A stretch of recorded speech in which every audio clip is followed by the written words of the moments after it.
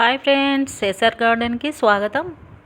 ఈరోజు మా గార్డెన్లో కాకర తీగ, సొరకాయ తీగ చూపెడతాను. చాలా బాగా పెరిగింది. కాకరకాయ ఒక్కటే ఇప్పుడు పడ్డది.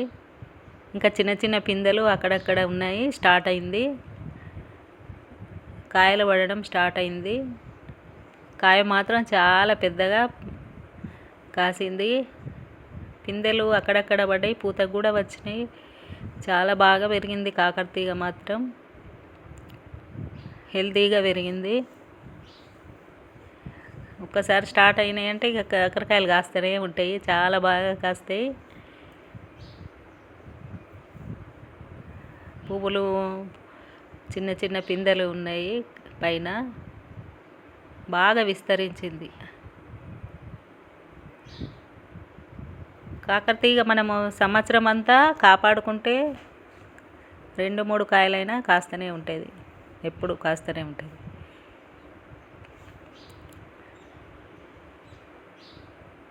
సొరకాయ కూడా క్రాప్ స్టార్ట్ అయింది, చిన్న చిన్న పిందెలు పడుతున్నాయి. తోటకూర అయితే అన్ని కుండీలలో మొలిసినాయి. వర్షం పడేసరికి విత్తనం అయితే అసలే పోదు.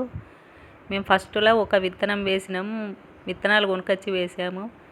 అవే పెరుకుంటూ విత్తనాలు అవుతున్నాయి. మళ్ళీ ఇప్పటి వరకు విత్తనాలు వేయలేదు.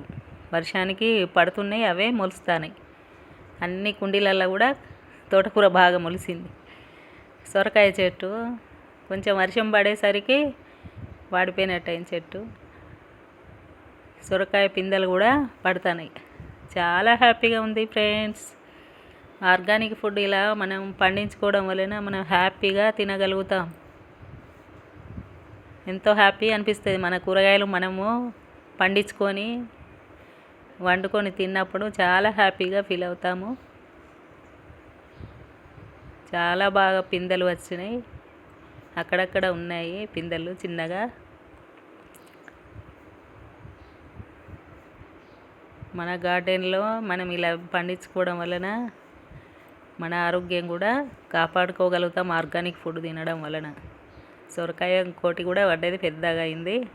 ఇంకో 2-3 డేస్లో మనం కట్ చేసుకోవచ్చు. చాలా హెల్తీగా చాలా బాగా వచ్చినాయి. ఇలా మన కూరగాయలు వండినప్పుడు అయితే ఇంకా చాలా చాలా హ్యాపీగా ఫీల్ అవుతాం. తోటలో హాయిగా కూర్చుంటే కూడా హాయిగా అనిపిస్తుంది, ఆహ్లాదకరంగా ఉంటుంది. వాతావరణం కూడా చాలా బాగుంటుంది ఫ్రెండ్స్. ఇవన్నీ మనం చూస్తూ ఉంటే మనసుకు ఆనందం కలుగుతుంది. అలాగే ఫ్రెండ్స్, బాయ్ ఫ్రెండ్స్.